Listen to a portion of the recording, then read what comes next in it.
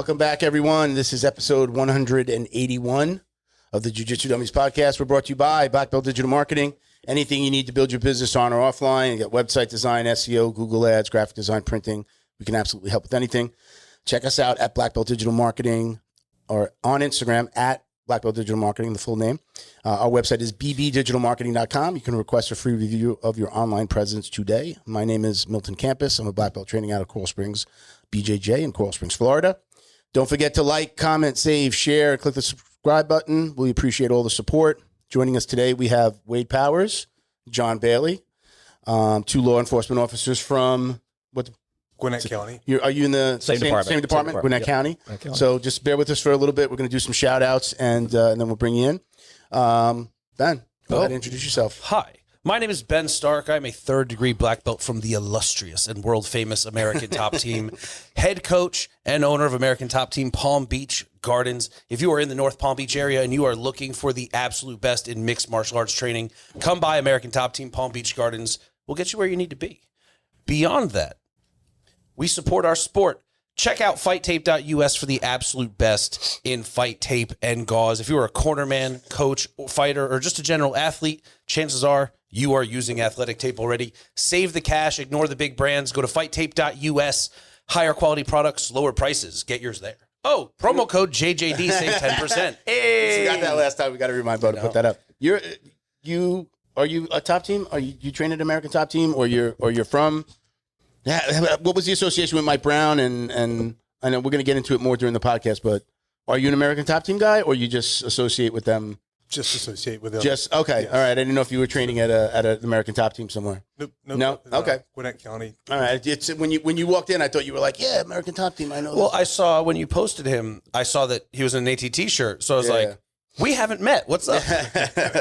All right. A couple more shout outs. We're also brought to you by academysafe.org. Academy Safe is a nonprofit whose mission is to clean up the martial arts by advocating for background checks, U.S. Center for Safe Sport certifications, and concussion training for all coaches and staff members. We also verify lineage, looking at business insurance, make sure you have security cameras, a whole host of things, about 8 things an Academy owner's got to do. We want not just to do a background check on the owner, we're doing a background check on the owner and all staff members over 18 years old. So check us out at academysafe.org. Get your academy signed up. If you're a parent, if you're somebody who's doing martial arts already and you're moving, you're looking for a new academy, you can either register your academy as an owner, or you can find a list of academies in your area that have gone through the program or are in the process of going through. We only list them after they get their background checks done. But after that, look for the accreditation right at the top of the page. If it says that they're fully accredited, that means that they've checked every box and are fully accredited with academysafe.org. You can use, if you're an academy owner, use code JJD5, F-I-V-E. Enter that at checkout. You get a couple of dollars off your membership. Also wanted to shout out Flow and Roll. Hands down the best custom gi and no-gi gear in the business. You can visit them on Instagram at flow_n_roll. Check out their custom designs they've created for academies and competitors across the country. Gym owners, you can stock up on your gis and no-gi kits at flowandroll.com. They have a great pre-order program. If you're a new gym owner, ask them about that. You can visit their website at flowandroll.com. Get 20% off your online order with code JJD. I just booked my ticket yesterday for IBJJF Vegas. Oh, going to be hanging out in the Flow and Roll booth. Don't lie, you're going to be hanging out at the Win on the $5 table. I'm going to be hanging out at the booth. Just chatting people up. He always has a banner. I'll be at Fremont Street eating fried Oreos alone. Yeah, right.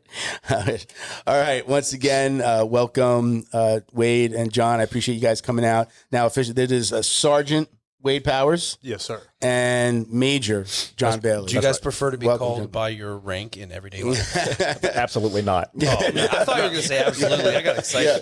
I tell the younger guys at the gym, if you ever see me out with a girl, I just want you to come over to me, say, hi, professor, bow, right, and walk away. Don't say anything. I'll take it from there. You're gonna be helping me out. But yeah, man, welcome. I appreciate you guys coming down. Again, you guys are both part of the Gwinnett County Police Department. Yep. Okay. One of my favorite subjects is talking about jiu-jitsu. Tell me a little bit. Let's kind of start with each of you. Like, you're talking about your start in the martial arts. when did you get your start? And then we'll bring it full circle and talk about the departments and stuff like that. Wade, why don't you go first? Okay. Yeah, I started in 2007 at Milledgeville Academy of Mixed Martial Arts under Frank Mullis while I was at Georgia College and State University. Trained all the way through there up to purple belt. Give me wrestler feels. You give me like you wrestled. No? Everybody always thinks that. I don't know. Right? You got that But wrestler I did vibe. not wrestle. Yeah. Did not wrestle. Even my jiu-jitsu style is kind of wrestle heavy. Okay. Everybody always thinks I'm a wrestler, but I never wrestled in high school. We didn't even have a high school wrestling program. No. Oh, geez. Where'd you grow up in Georgia? I actually grew up in Florida. Oh, you grew up in Polk Florida. County, Florida. Where? Yep. Small town called Fort Meade, Okay. right Where's outside that? of Lakeland. West side? Is it the west It's side? like in between Orlando and In Tampa, right in between. Yeah. Okay. Yep. All right. And then so to continue. And then from there, I moved up to Gwinnett County Okay. to work at the department and Specifically- started training. It was at first ATT Gwinnett County. Okay. There you go. See? Yeah, there's ATT. some lineage, yeah. And then it changed names, of course, to Gwinnett Training Academy. Okay. And that's where I got my black belt under Amir Dadovich. Okay. So what came first? So you were on the force and then you started training jiu-jitsu? No, I was training jiu-jitsu. I was still in college. Okay. So all right. by the time I got to the department, I was already, when I started my law enforcement career 10 years ago, I was a purple belt then. What was that when you get into the academy? What was the defensive tactics portions of the? We're jumping in already. Were you the instructor? Were you there already? I was the defense. Tell us how you feel. Yeah, We'll wait till we're all they were. there, right? So Exactly right. the impression is that things were pretty shitty. So they were. I mean, No, we wouldn't kind of say- know that the mandates come down from the state That's typically, right? A lot of them are, but And you know, it's- our department, we always went well above and beyond. So we always try to make it better than what it was, anything from the state that they required of us. So we did a good job with that. There were just places where it lacked, you know what I'm saying? And that's just not, it's just, you don't know what you don't know yet, you know, Yeah. and getting the right guys in the right place to get everything going. We always, like I said, we're above and beyond, but you know, defensive tactics, it's hard in the law enforcement side of things because you have the mandates of things you have to do. An officer has to do this. You have to shoot so many times a year. You have to qualify this. You have to do that. DT is like for the state of Georgia, you know, one time you do it in the academy, you get certified, and then technically you're done. Never again. Never again, right? But as a department, we always made you do more, right? We always made you come back and do at least some things. Yeah. And it was good, but you know, we knew that we could grow and increase and be better with that. So this is a question I think we pretty consistently have. Like everyone that goes up through the ranks, I'm assuming started out on the beat, on the street, dealing with people.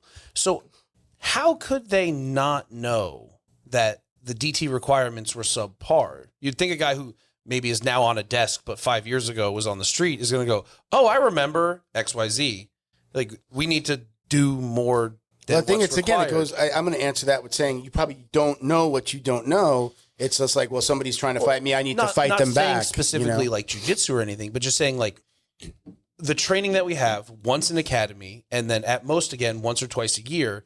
I am not proficient at controlling a body, or I can't get someone taken care of without striking them using a baton or using a taser. Well, you know, like why would it have taken so long?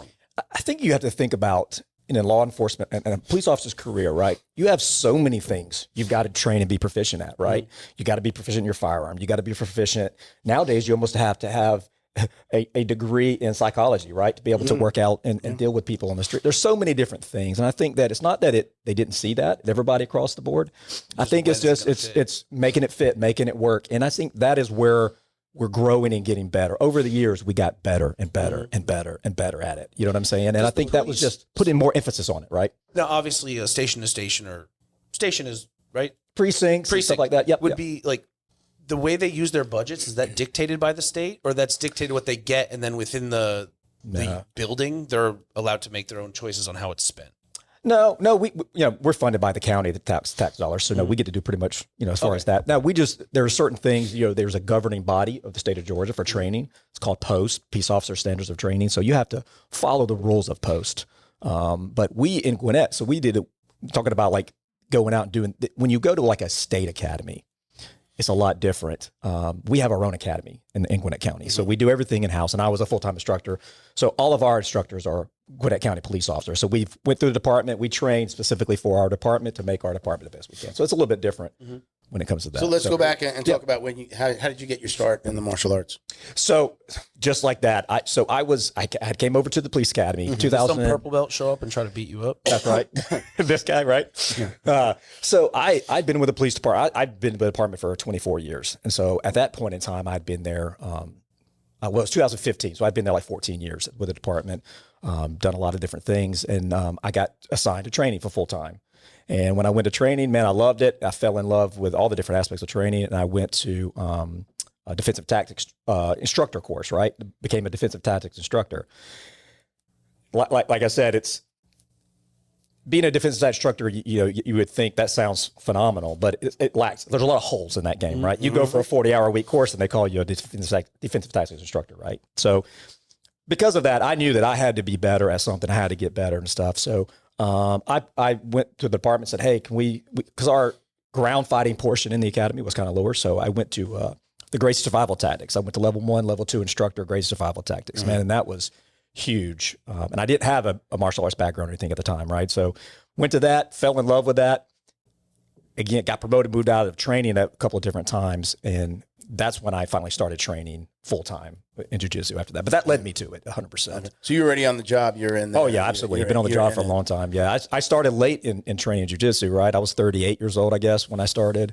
45 now, so it's kind of like this whole world opens up. That's right. So that's right.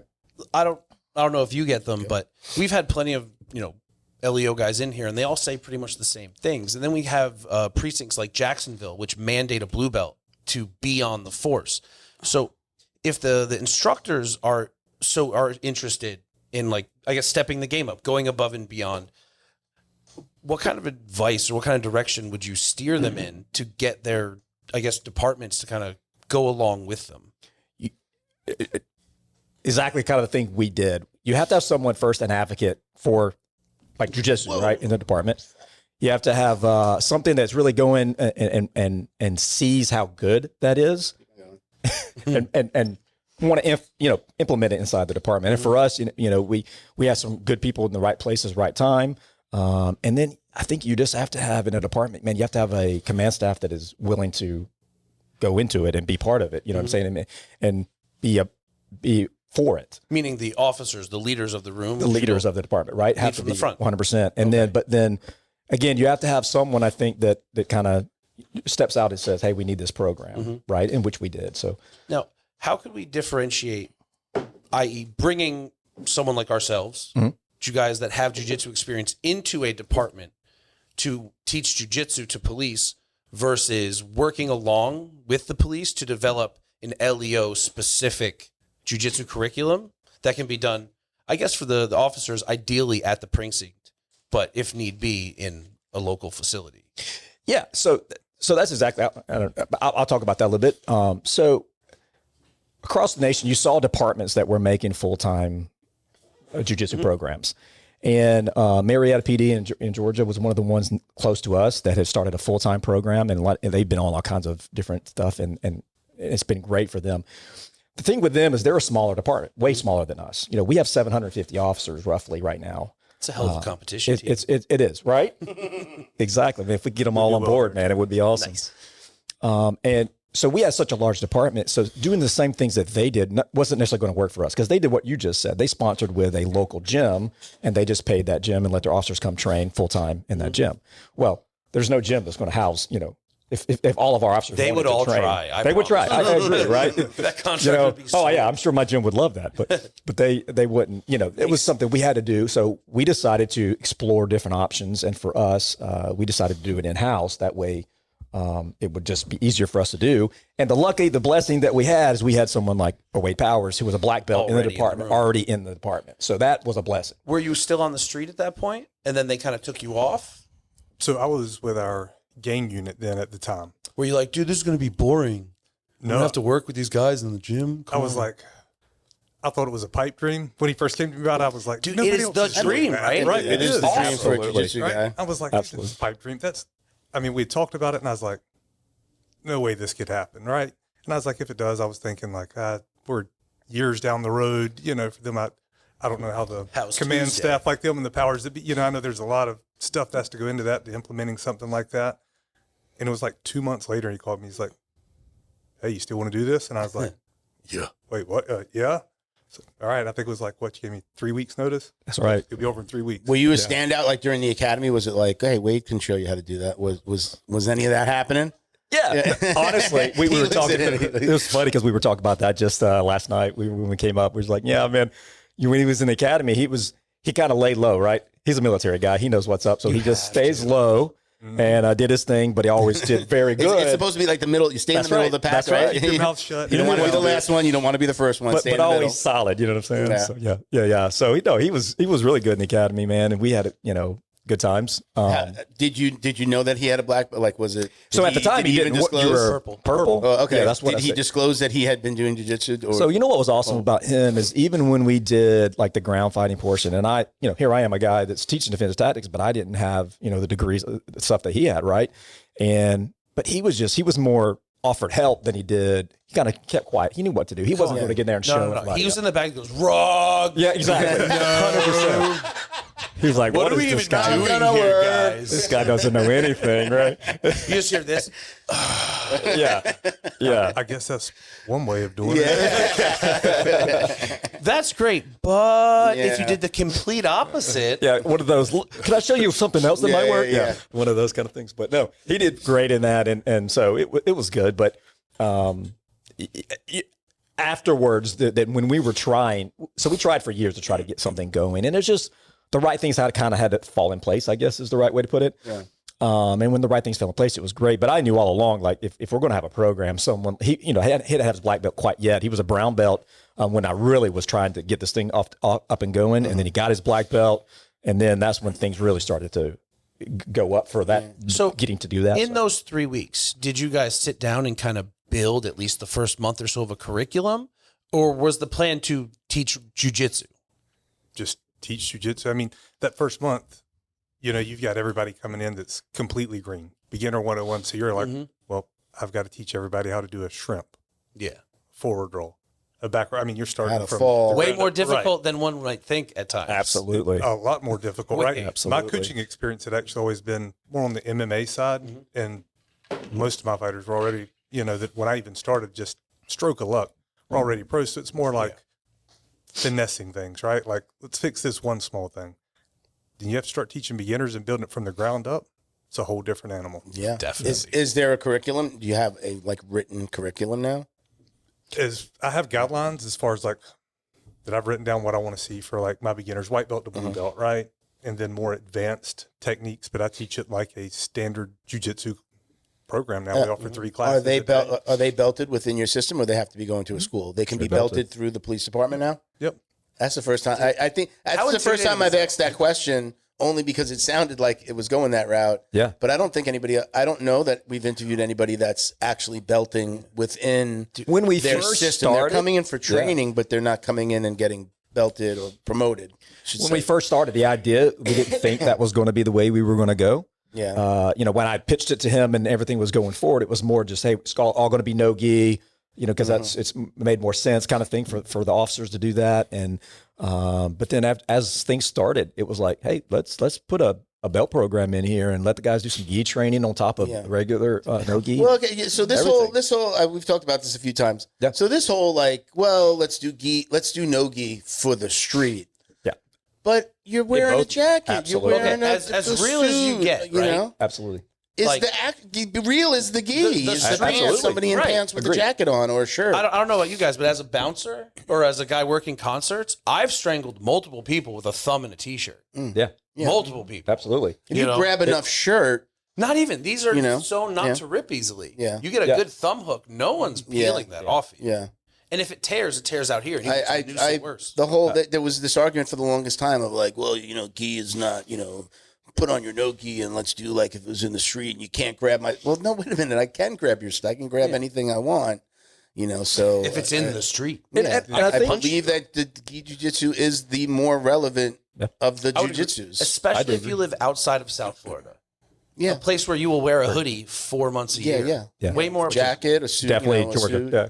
For sure. Half the year you're wearing, where you're wearing long clothes. Yeah. And, it's, I think I always look at it too, is even if you talk about the things you can't grab and stuff, you also got friction to think about too, right? You're wearing pants, jeans, a lot more friction like a gi does inside the rolls versus. Hey, you're under arrest. Let me put my shorts on. Exactly, Let me get these right? pants off, Pull my you know? spats out and jump in. I mean, some people might prefer this type of Yeah, You but might have less paperwork in it. and I think the no-gi thing though is more just selling it to the guys in the department that don't know anything about jiu-jitsu. It Right? looks For cooler. us talking about it, I agree with you. 100% a gi it's the best. Do you guys have like a kit, like a PD rash guard short set? We don't, man. We need to really get one. I know. Flow and roll. Flow and roll, baby. Let's my go. boy. We'll hook you up. Yeah. Yeah, what is it? Back to the blue? We do have some stuff though that you got from some other people. Do your guys go that's to tournaments or like fight to wins? Think about this.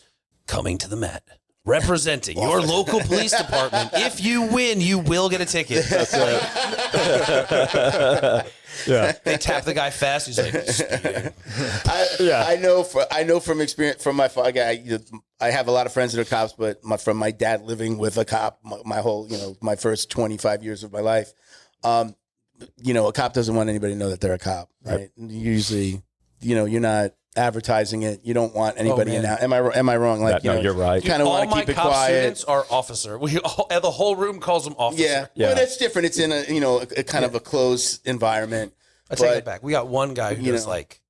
My dad, I remember as a kid, because I was so proud that my dad was a cop, that I couldn't tell enough people that my dad was a cop, and he used to be like, you don't have to tell anybody, Yeah. I was like, all right, you lose the element of surprise, or people want to automatically think that you're going to be able to help. He's like, I'm a city cop. We're on Long Island. I don't have jurisdiction. Yeah. It's just like, so I know that most cops don't want anybody to know. As a retired cop, he's got his badge from being a sarge. He could give one to everybody in the family has a badge that they could wear. Yeah. So now it's a little different, but but back then it was. So I had this question in my mind since Ben asked something before, and this is in no way shitting on any police department, although there are bad apples in every bunch, right?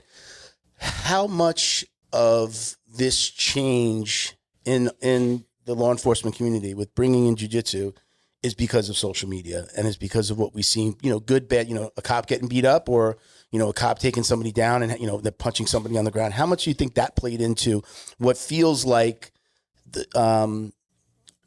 things are moving a lot more quickly than they were before, right? They were moving at a snail's pace, but with social media and Instagram and, whatever other movements and things that have happened, how much do you think that played into it being number one, faster to get jiu-jitsu into police department, into the academy, and something like he said with Jacksonville, where they're requiring blue belts. I didn't know that they're requiring blue belts. How much do you think that social media has played into that? Either one of you? I think it's huge.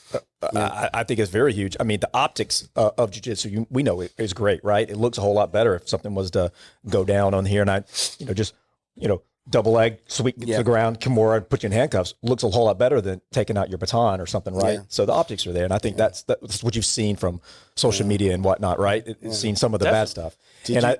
Go on. I'm sorry. Yeah, so I think like you see all these instances where officers are just failing when it comes to defensive tactics, right? They're useless of force, and they're just going down. And I think saying, hey, I have an answer for that is a good thing, right? And that sells that too. So you're 100% correct. Yeah. I think social media has been huge. There's a video. I believe it was Brazil. Do you remember the guy had a machete and the cop is coming at him and he like hits it on the ground to kind of like, come on. And then he goes like that. Yeah, he goes like that and he gets the cop. Yeah, judo throws him. That's the one video that stands out in my mind as like, that's the one that I would show people of all, and cuffing and everything. Yeah. That's the one that I would show people. I'm like, look at this situation, and no one got hurt. There's one from Thailand where there's a dude in a bank and he's doing the same thing. Yeah. And like a guy kind of catty corners, like talking to him, and this guy sprints, jumps, and straight up Hurricanrana's the guy, like a pro wrestler, legs around the head, dumps him, and everyone tackles him as he's dismounting. And this is way before AI. Yeah. But that's it. Those are the only two. I know there are plenty more. Yeah, but absolutely. when I do think about like judo and jiu-jitsu videos that moved things forward, it's something like that. Like, and the guy was like, the cop was jacked. I remember the video. That helps. But I just it feels like it's moving more quickly, and I feel again, you guys know, what is the conversation like inside of the department now? Is it are you having to get everything approved? Like, hey, no, like in New York, right? They ban certain like neon bellies and you can't be on their back. I believe those are still regulations that are in place, which are absolutely ridiculous. Because if I want to hold somebody down, like, a neon belly is perfect, or, mount, sitting on their back to cuff them. Are you hitting any walls like that, or is, No. I think what helped us was post. So the state of Georgia has a program to where you get certified as a BJJ officer. Okay. Right. Once you've got a BJJ officer. Yes. It's like you hit 100 hours of training. Okay. And you get a certification. That's awesome. Through post, through the state of Georgia. And they laid out a curriculum, right? Okay. For the whole state to go by, basics that they should be taught or been exposed to. Mm-hmm. So, of course, all these positions are in there: neon belly, mount, side control. So they have to be shown that by post. So okay. Can you choke somebody out? Can you rear naked choke somebody? So our department has a restriction on that policy, on that with a policy, and there's reasons why for back in the days and stuff like that. Not particularly from our department, obviously, but from in general. And so no, but we can in a life or death kind of situation, right? We could. So if it led to that, if it was they're reaching for your weapon or something during an altercation, you could. Could you have him in the position but not choke them out? Versus, I had to. Completely choke him out till he passed out. He was not going to comply. I would say once you're putting on, a rear naked choke or something, once you lock it in, that would be kind of to that point. But before that, just using it as a holder, a position like that, absolutely right. If you got a good seatbelt around someone and then you switch and you just hold in the arm, but you're not truly choking, I think we could justify that. No problem. Yeah. So when you're teaching, right, are there certain aspects of jiu-jitsu that might not be as commonly highlighted in sport or recreational jiu-jitsu that you guys really, really focus on? Like, I'm obsessed with shin pinning, using my shins to pin limbs, ankles, wrists. I would be like, I would think that's rude. You don't do that to people you like. Right? But I would think in like an LEO application, if we need to isolate hands, like I now have a third appendage to do all this. So he's big on shin pins and rods. Love shin pins. Wow. Yeah, love shin. They're the best. Absolutely. I've never wrist locked people until like 3 months ago, and I was like, "Oh my god, I'm just going to shin pin." If I go to side control, everybody. I teach anybody that I teach any type of passing. You usually teach passing; they're just doing the passing. Say no, finish, and then pin the arm. You have to. It's and good. then so I can now go and do it again, but go all the way through to the the pinning of the arm. Mm-hmm. Why would you not do that while you have the opportunity? So the reason I ask is because I would think something like a shin pin is such a benign and minute aspect of anything that we're actually doing. Like, did you develop specific drilling where we can just rep out like the use of shin pins applications from different positions and angles, kind of like it's cyclical, like the infinity, so it kind of flows through. You know how we go from Keisagatami, side control, north south, ready mount, side, so you can kind of flow through. Am I making sense? Mm-hmm. Yes, like I call it like a closed-ended loop, right? To where if I start at A, I go to B. If I fail, I'm at C, D. But worst case scenario, I am back at A. I'm never in a worse position than when I started or attempted something. So yes, we build up. I have several, concepts or systems we use like that. One thing we found to be beneficial for our officers is doing like live scenarios. We do a lot of, most of the class is regular jiu-jitsu, right? Because you're not going to have a lot of Are you saying you're an ecological training facility? No, that's not what I heard. No, not at all. Thank you. I didn't hear that. Don't fall into that trap. No, but I like to try to troubleshoot things before they happen, right? So, and like I said, we do mostly regular jiu-jitsu just like at a regular gym, because if you're every day, it's like this is law enforcement specific. And officers after a while is like, this is kind of boring. Exactly, right? They want it to Can I be a bear and reprieve. bull this? Yeah, right? So that's one thing I do teach every once in a while, right? Show them bear and bull. Show them something fun, right? Have fun with definitely. it. we had an officer on, Shane from Tempana.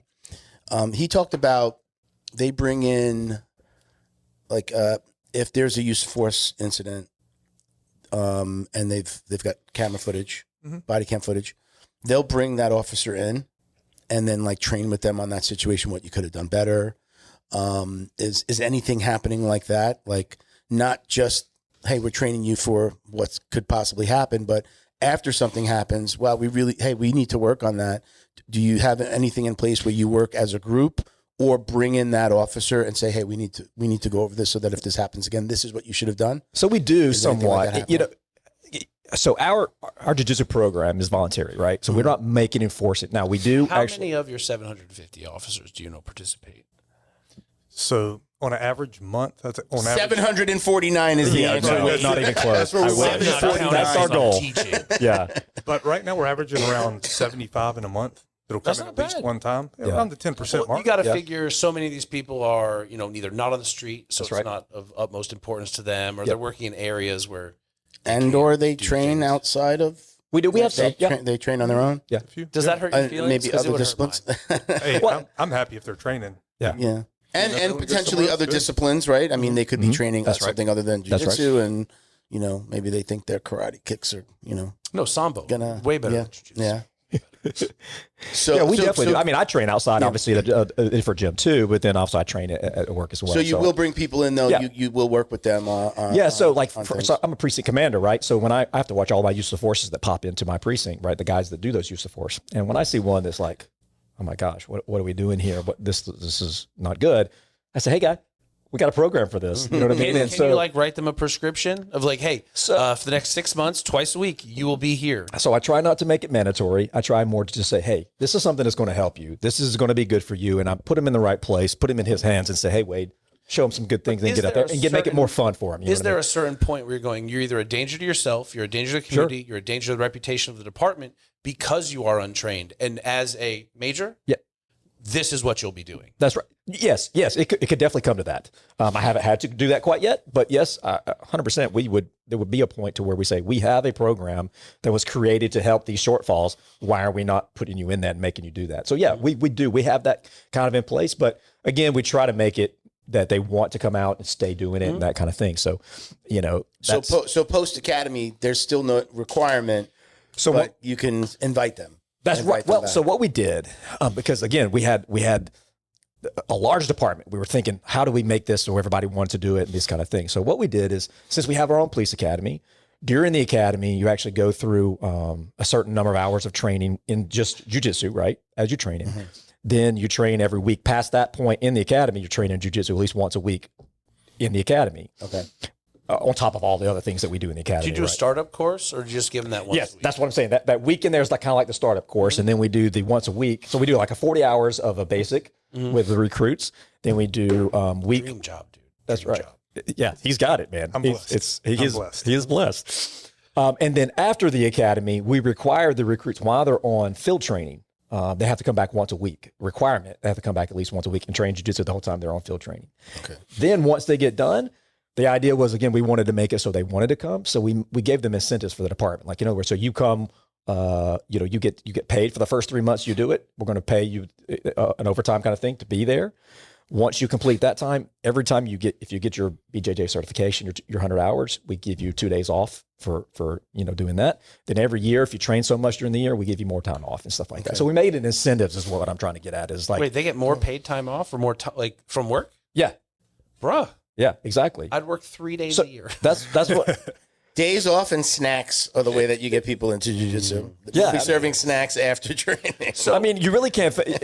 I looked at the reason for years I never trained was there wasn't a gym super close to me, and time for my family, but then money. Man, it was always expensive too to get into a gym, and man, we've taken a lot of that away. Right? It's free. You get it from the department. You're getting it from a reputable black belt. Right? It's not like we just brought in some random, like I said, a defensive tactics instructor. Hey, now we're going to teach this. Actually, we have a black belt teaching that can belt people and do the whole 9 yards. I would And say the best part is that with the influence of 10th Planet, now cops can smoke pot if they do jiu-jitsu. Yeah, probably pretty frowned upon at the department. Are you? Yeah. As an academy owner, you work hard to build trust with your students, their parents, and your community. But trust isn't something you claim, it's something you prove and earn. That's where Academy Safe comes in. We help academies like yours stand out with verified safety standards. Background checks for all staff, U.S. Center for Safe Sport certification, concussion training, defibrillators on site, CPR, first aid and AED certification, security cameras, rank and lineage checks, and verification of business insurance. Join the trusted martial arts registry that's redefining safety throughout North America. Lead by example. Show parents you're accredited with Academy Safe.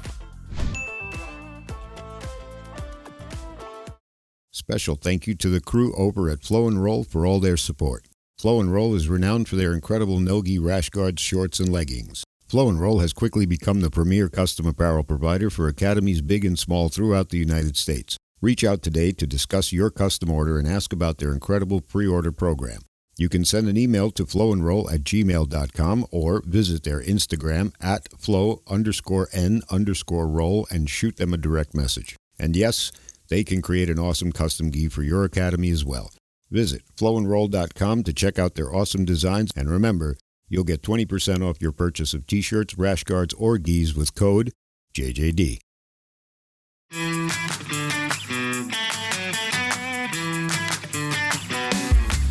Is your business getting lost online? Black Belt Digital Marketing is a full-service digital marketing agency that helps you get found, get leads, and grow. We specialize in local and website SEO, so your business stands out when customers search. Our website SEO makes sure your site loads fast, ranks high, and stays ahead of AI-driven search, so customers find you first. More visibility, more clicks. More customers right when they're ready to buy. Grow your business online with Black Belt Digital Marketing. Visit bbdigitalmarketing.com or call 9542-204932 today. Yeah, I don't know that we would do that. Are you guys tracking use of force cases post like bringing jiu-jitsu? You know, are you tracking like before jiu-jitsu use of force? Oh, yeah, bureaucracy. Yeah, Right. we dropped. And we dropped significantly in certain areas for officers. Injuries has been one that I saw. And we're saying, when we say use of force, we're saying use of force cases, we're saying public complaints, right? I got arrested, he broke my arm, right? I mean, use of force Yeah, complaint well, actually, would well, come they from actually the public, physically right? use the force. Yeah, Not yeah, from yeah. the like anytime. So our department, So anytime, use of force, but I'm also like use of force, like lawsuits. Or, that would be involved. Yeah, Sure. right, yeah. Yeah, Okay. yeah, and lawsuits haven't been that big of a deal for us anyway. So an officer coming in and saying the use of like when they come in after, they have to tell you like, hey, I used force, I had to hit That's him. correct. Okay, That's right. they're reporting that. That's right? correct. So there's that use of force, and then there's a use of force. Somebody says, yeah, they broke my leg when they right. To- I'm yeah. suing. Exactly. Yeah. How many I would times- expect that both of those things have declined. They have declined. Yeah. And like I said, the biggest one that I saw that decline was officer injury. Okay. You know, officers learning how to do stuff, right? You know how to fall. Exactly. You learn know how how to to take fall. someone You down. learn how to, you're not just taking someone and trying to grab them and take them down. You're actually, I know a way to get them down to the ground, right? Yeah. Versus that. So yeah, Yeah. that's been a big How decrease. much does it piss you off when you see that fat cop with the belly over the belt and the thing, and he's getting a donut, Dude, like really that guy, and I he's could on the have been a beat. cop. Look at I know. I mean that. I guess that guy. We just know that guy's not running down the street after anybody. But how much does that annoy you? And what do you do with a guy like that? What can you do with a guy like that that's just out of shape? So- male or female? I had a similar question in that, like, we're starting to get more physical fitness, preparation, at like more legitimate defensive tactics. At what point do we get fitness requirements back? I remember it was a thing when I was younger. I don't know about the town or city. Again, NYPD and the Transit Police Department when my dad was So on maybe the I'm job, thinking military. There was no right? They annual. have to maintain. You have to be able to that run this, department. lift this, pull this, push this. No, once you got through the academy, that's it. You're done. Get Okay, your so that donut. was Pick just up your military. donut here. Yeah, it's to get hired. We have stuff like that you have to do. But once you're on, you get you're hired, on. That's right. Yeah. Is that something that I guess guys like you are fighting for? Because I mean, if you're going to interact in a possibly violent scenario, you've got to be fit enough for the violent scenario. That's right. And though most fights and skirmishes are 45 seconds to a minute, when you're going all out, even as a guy who trains, if I'm not different. warmed up Yeah. and like stretched out, like it still hits you really hard. So if you're unfit, you're going to get like 30, 40 seconds at absolute maximum. I guess. How do you deal with those unfit people? Are they just not out on the road? No, they're definitely on the road, and that's a hard one, right? Because at the end of the day, we have to have police officers out there. Yeah. Okay, and so you only get what applies to the department, right? I mean, we have a really good application process, and we vet them very well, and we do the best we can. But you have to have the streets filled. There's calls that are going to come in no matter what, right? So even if you say, well, I'm only going to hire the most fit, physical dominance kind of guy, you're not going to have enough police Why officers not to do the take job. a page out of New York and send, social workers and psychiatrists? Yeah, that would work well. It would make sense, though, for your requirements to get into the academy to be the continuing ed requirements. It would. For any department. My wife has to do continuing ed for real estate every year. Yeah. Yeah. Like I said, I think it's definitely something that was it's not a bad thing, obviously, to do. But again, I guess the hard part is that every call you go to is not that kind of call. So when you say that, like, I agree with you. We can sit there and say, I've stayed fit my whole life because I knew what the job could call me to do. But the reality is that you're not chasing someone every single call. You're not fighting with someone. How often are you chasing? Like once a week, once a day? It depends on the area in which we work. Gwinnett County, where we at, is a very diverse county and very large geographically. So certain areas are, not so much. You go to our West Precinct, yeah, man, you're gonna get something. So weekly, daily. I'm not super familiar with the geography of Georgia. Yep. Gwinnett County, is there like a major metropolitan in there? Yeah, we're metropolitan of Atlanta.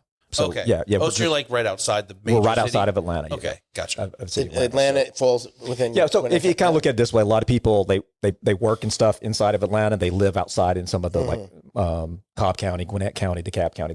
So we sit in that area. That's where most people live in the areas. So talk to me about the UFC stuff, the pictures that you sent. UFC, you're in the corner. Mike Brown. Give me how are you involved in cornering UFC fighters? Where did that come all about? So I had one of my fighters that I was working with up here. He was living in Gwinnett County at the time, Christian Turner. He's only 23 now, right? Kid's a phenom. But I was working with him. He ended up going down to ATT, Coconut Creek. Got an invite to go down there and train for a couple of weeks. While he was there, they offered him, hey, this kid's talented. Come on in. Do you want to stay here full-time and train? We talked about it, and I was like, hey, kid, this is one of those golden opportunities. You better seize it. Lifetime, yeah. And through that, and then I had another one I work with that still lives in Gwinnett, Cody Durden. He still fights in the UFC, but he does his training camps down at ATT Coconut Creek. He's with the Lima brothers primarily up north, right? Mm-hmm. Yeah. Yep. So that's where he trains at when he's in town, and, we work together. So then when Christian started fighting down at ATT, I still went to corner him, would do film breakdown for him for fights coming up. And that's where I first cornered with Mike Brown.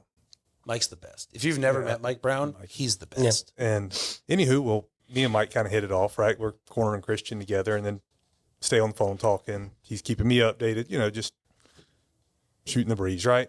Well, we had this program going and we wanted to go over some more wall pin stuff. Is becoming kind of a big thing in law enforcement, right? Mm-hmm. Like whether it be pinning somebody against a wall inside of a house or against a car. And we wanted to start developing a curriculum for that. And I was like, well, being on the MMA side, I'm very familiar with wall pins. I was like, but our department kind of prides itself on being like, hey, we want to be the best that we can be at everything, right? Bring in best resources. And I was like, I know a guy named Mike Brown. I know a guy, right? That's right. He's got some experience with this. Just a little bit. So yeah, I called him up and I was like, hey, Mike, would you come up and do a 8-hour block for us just on wall pins, right? And control dynamics. So he came in and taught a whole day for us there at the academy. We picked up a lot from that. And then cornering, of course, with Cody, traveling with him, was just out a few weeks ago in Vegas. And his first fight, I was with him at the UFC, I guess, a couple of years ago.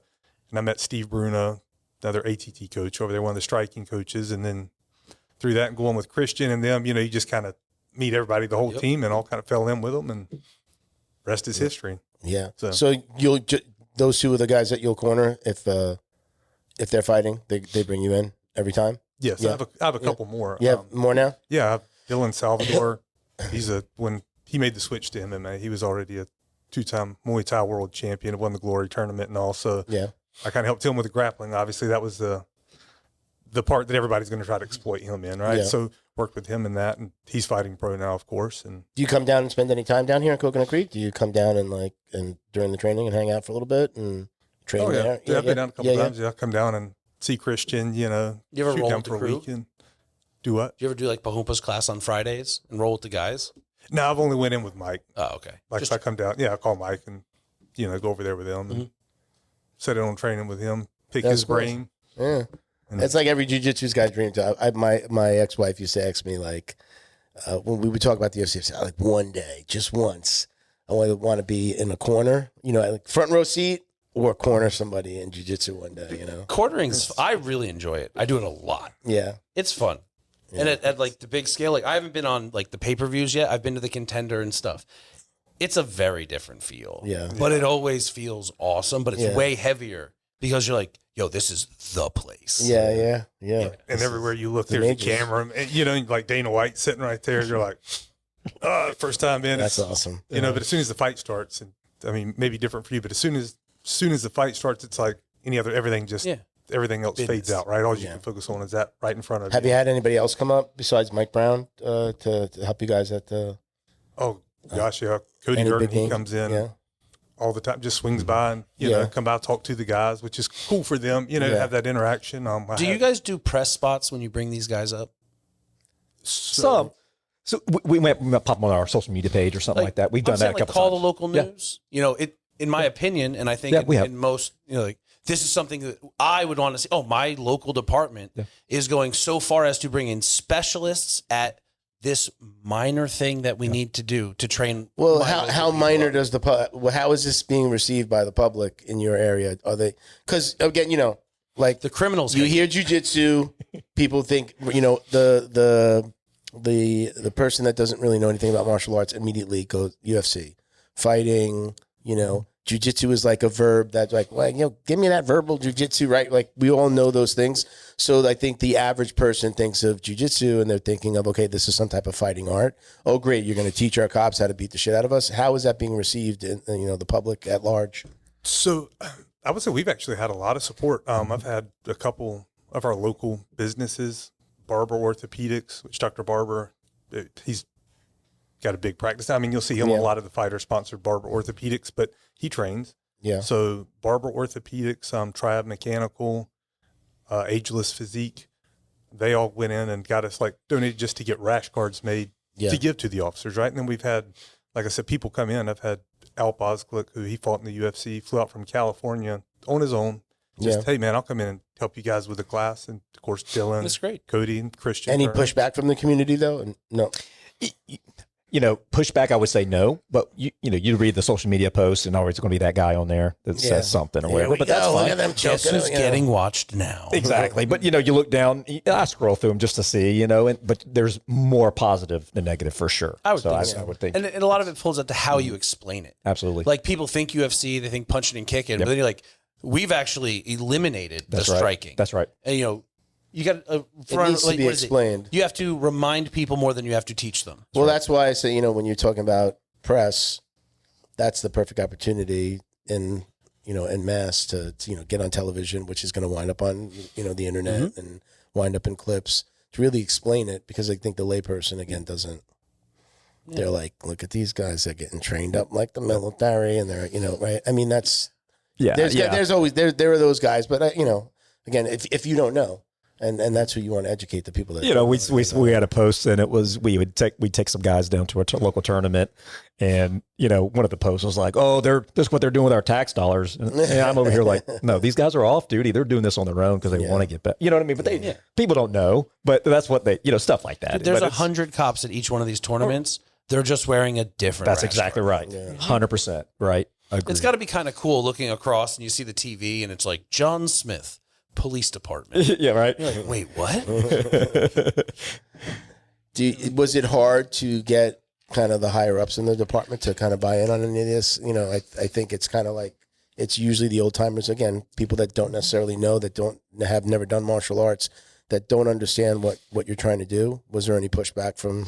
So it definitely was in the past. I think was probably the best thing. Man, the chief that we have right now is phenomenal, and he is totally progressive about that kind of stuff. Like, hey, we need to get the best training, best things. He's made changes to the department that were for the good that maybe he didn't even really want. Like a beard policy, right? Allowing officers to wear beards. He wasn't really big on it himself, right? He's an old Marine guy, just didn't want that per se. But he's like, hey, if it builds morale in the department, we got to do it, right? So that's been kind of the change in the department that's really been great. Is he an older chief or a younger chief? He's younger. He's younger for a chief for sure. With 50s? Yeah, he is early 50s. Yeah. Okay. Yeah. So that's our late 40s, early 50s. I don't want to say that and him come to me. I think he's 33. He's 31 years old. It's like sometimes you have to get the old guard out to to implement changes. I worked in some military towns teaching, and in one of them they actually got rid of their special forces hand to hand because at least militarily, whatever the I guess in this case the officers or the soldiers are required to do, their officers are required to do, and the officers were like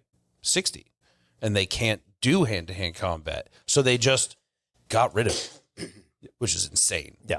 It's great. But with younger officers, like they're way more connected to the age group of the people on the force, on the team. Or he's definitely connected with the guys. I mean, he's just, like I said, he's going to do the best thing for the department regardless. That's the kind of attitude he always has. So that helped out. But again, it wasn't a lot of pushback. It was more like, hey, we'll implement this, but let's understand what you're asking for. So I made a proposal for him, laid it all out, compared some other departments, compared some other things. This is what it would look like for us, that kind of thing. And he was like, yeah, that sounds great. What departments out there do you feel like you want to emulate? Who's doing it right? Other than you guys. Yeah. So when I was doing it right and like, we want to be like, man, that. I looked and looked and looked, right? For someone, because there's a lot of departments are doing it right in the smaller departments. I think that because it's easier, like I said, you could just go to your gym, a local gym, and say, "Hey, man, we want to pay. Everybody goes here, and we'll pay so much amount of money, right?" So Jupiter PD has a deal with a gym in my area. Yeah. I'm 2 miles from Palm Beach Gardens PD. It's fantastic, and I'm trying to get them the in. Same kind of thing, get them in, and that's fantastic for the smaller department. It just wouldn't work for us per se. So I looked and looked, and we found a department, Mesa, Arizona. Is actually one that I talked to right now. They're the same size as us, roughly, in men in the department. And man, they have a full-time jiu-jitsu program. They call it BJJ Police Jiu Jitsu, and they got patches. They got BJJ. It was awesome. Somebody you probably need to talk to, man. Those guys were great. And they were very open with me and said, "Hey, this is what we do. This is how we get it." They actually allow What are they doing different? The one thing they're doing different, their schedules are different than ours. So they work like a 10-hour shift at the time. I don't know if they still are, but this is what he said. They do an overlapping hour. They call it the power hour. And so officers get to train on duty that hour. So they overlap so many shifts. So they get to do either go do physical fitness or they can go do jiu-jitsu during that hour, right? And so it's not a requirement for them, but because they get to do it on duty, if you will, in that space, they're getting paid right on the clock every day. So they have a lot of guys buying in. Our schedule's a little different. We do 12-hour shifts. We don't overlap per se. So it'll be a lot harder for us to do it in that way. So those are things they're doing right. And I think, honestly, biggest thing with them that they're doing right, they've been doing it longer. Okay. We're just getting kicked off, right? We've been in a year and a half or so, is right? Going on a little bit more, coming up on 2 years, I guess, that we've had it. And, we're going to keep growing. I think that's the biggest thing, but yeah. Anyone else out there that you can think of that's maybe made some inroads, getting things done more quickly, getting things approved? No, not that I know of. I mean, I'm sure there are, right? I just couldn't find it, especially for the size that we had, right? I found a lot of departments, local departments were doing, for Forsyth County near us, they were doing a jiu-jitsu program. I actually went and trained with those guys, up at a gym. They go to a gym, same thing we were talking about, right? And they're doing things great. I mean, and they're requiring their officers to come train all the time, which is good. What do you think about that requirement? Like you said about Jacksonville, that like you have to have a blue belt. What do you, man? That's crazy. That's pretty far. That's a big leap. If every officer in our department were a blue belt, man, you feel like you would take over the world, right? I mean, it's just really. I mean, it's savages. It would be great. So I would love that. I don't know. I mean, you know how it is in any place. There, jiu-jitsu is not for everybody. Like, as much we say that jiu-jitsu can be for everybody, right? We believe that. Not is. That doesn't mean they want to do it, right? And so that's where it gets tough when you make it a requirement. So. Do you think that happened? Let's take out the requirement, the belt requirement. Yeah. Do you feel like there's going to be a requirement that every officer is? I think there needs to be a requirement of at least, especially in the future, like going forward, it be a requirement of you have to do some training. Like for us, I think a good requirement would be get every officer at least that post-certified, that 100 hours in training, right? Mm-hmm. And that's not too big of an ask, right? Mm-hmm. It's not saying blue belt or next level belt, but 100 hours, you come in and you do your training and at least gets that. Like that's a lot. 100 hours a year or 100 hours? So to get the certification, it's 100 hours in BJJ specific. Oh, okay. Like in training. Gotcha. Yeah. And then you get like a little certification. Now, have you guys ever run into like Jason Wadsworth or the EFC guys? Oh, Effective Fitness we Combatants. hosted them. We hosted them at our department. Awesome. So, yeah. What do you think about that certification program? Does anybody in your department have that? Like, Yeah, we do. Level And, like- 1, level 2, level 3. Yeah, and see, like for me, I did the GST. That was before. That was the earlier ones. Was the GST, and I did that, and that's great. And the thing about it is, if that's all we're doing, that's it's a couple weeks, and you get a class, you get a certification. But if you're constantly training and then take that class, I think that's the more. That's what I was saying. Like, absolutely. Like in terms of requirements, you have your 100 hours to get the BJJ certification. Then it's like, hey, once every other year we hit an EFC or a whatever. There's 100 different ones, but yes. And I think that now that, of course, we got an in-house program, I would like to see that. Yeah, get the 100 hours, and then, all right, you got to come at least see us in the BJJ room at least so many hours a year or something like that, just to make it, to get your training. You got to stay fresh. Exactly. That would be great. That's where we'd like to head for sure. Yeah. So give me the pitch. Like, you've got an officer that's been on the job for a couple of years. They're not coming to train. What are you telling them? Are you like actively trying to recruit those guys? Are you in their ear? What's the pitch? We just try to put out the benefits of it to them, right? Make sure, because, and that's been a big thing, even with us being around for almost 2 years, is we recently had one of our officers go to roll call and explain like all the benefits of it. A lot of the officers didn't even know, like, wait, I get time off for this, right? Like, I'm like, you guys not read? Nobody read the email? Like, you have to incentivize, right? Or like, have you guys looked into, I guess, morale rates, camaraderie, how how that group of 70 might be a unit versus because the camaraderie aspects, like really, as a already gym know owner, from being in going to a regular gym. There's it's just like, so those many are my things. people. Well, no, there's just so many things. Like, think about it. Oxytocin, right? You are an adult. If you're a single man, which I'm assuming a lot of the 20-somethings are, they don't get hugs. They don't have contact. Yeah. Jiu-Jitsu comes in, and although it's not the intention, you are still in contact with people. And that affects your hormones, your body, your balance, your brain, right? It leads to a much more positive, for some people, Jiu-Jitsu is the only contact that they might have that day. You know, so in that aspect, and something like law enforcement, where you're dealing with gruesome shit, you know, I was set to go into an LEO. I have a criminal justice degree. That was my path before I started fighting. And then luckily I'm really good at this. So I went that way. But I'm doing ride-alongs, and the guy said, oh, yeah, man, I picked up a baby's head off the road from a car accident this morning. And 3 hours later, I got lunch with my kid, and 3 hours after that, I had a lady hang herself. Yeah. And then after that, there was a child abducted. And I was like, that's dark, you know? So to be able to be a member of such like it's inevitably tight-knit because of the proximity you are to one another, the connection you have to one another physically. You are physically in contact. And that it's an ingrown support system. You know, and as a guy in the lead of a gym at this point, like, I have a room of guys who shouldn't be buddies. You own a business. You're just out of high school. You sell pot. You're a cop. And they don't, they're just, you know, they're in there. Yeah. But they're all would not be friends otherwise. Supportive. Yeah. Like, as my guys are in 18, 19, 20, they're getting hired by the guy who owns a nursery or the guy with a roofing company. They already know the character of this individual, and they're connected to them in a way where it's just already built in. Absolutely. Like, I'm assuming that's how do you present that, like, presumably to a dude? Come on, bro, get some hugs in, buddy. Yeah. That's probably, I think they want to hear about the days off. No, but it's good. Right. And I think,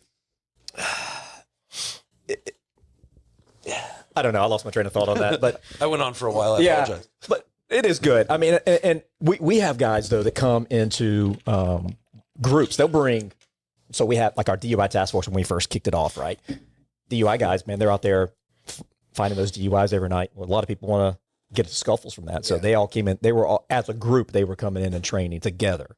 You know, we have a CRT, our central CRT, man, they're in there all the time as a group training. So all you the got time. like your night group, right? Your night group. They come in, they train, then they go into work, right? And they do that as a group and talk about being camaraderie and stuff like that. That's awesome. Because you pick at each other. I submitted you today, right? Or whatever. You suck. Let's go hit the street, right? Or whatever. And I think it's huge. So it's like almost their club within a gym. Right? Absolutely. That's awesome. And you talk about, think about that. You talk about it like, like in my personal gym that I train a lot too.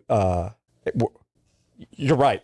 Everybody is total different walks of life, completely different walks of life. But somehow with jiu-jitsu, you're best friends and you truly care for that people, right? Everyone at this table knows you can go anywhere in the world, tell somebody you do jiu-jitsu, and what are they going to say? Hey, we're training. We got up in Mass tomorrow. Like, come on down. It's absolutely. it is I mean, I was never in the military, so I mean, it's a different type of brotherhood.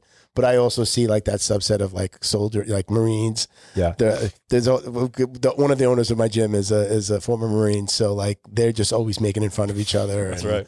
You know, I know the crayon joke. I always throw out the crayon joke. That's it. The Marines like to eat crayons, right? But yeah, I mean, it's kind of cool. Like there's that subset within the gym, and yeah, I mean, we would, you know, most of the people I would have never even met. Most of the people at my academy, if it wasn't. Yeah. That's what kind of makes it a little different, of course, at the police academy though, or the police department, right? So it's guys that you are at least in the same exact walk of life. A lot of you, you know, because you're doing the same job, you know, in that regard. Do you ever let like any of your like teammates, somebody that's not involved with the police, hey, can they come and train? Hey, like, why don't you come in tonight and help us out or train with us? So you know, people from your gym that are not on the force can come in and train a little bit. Yeah.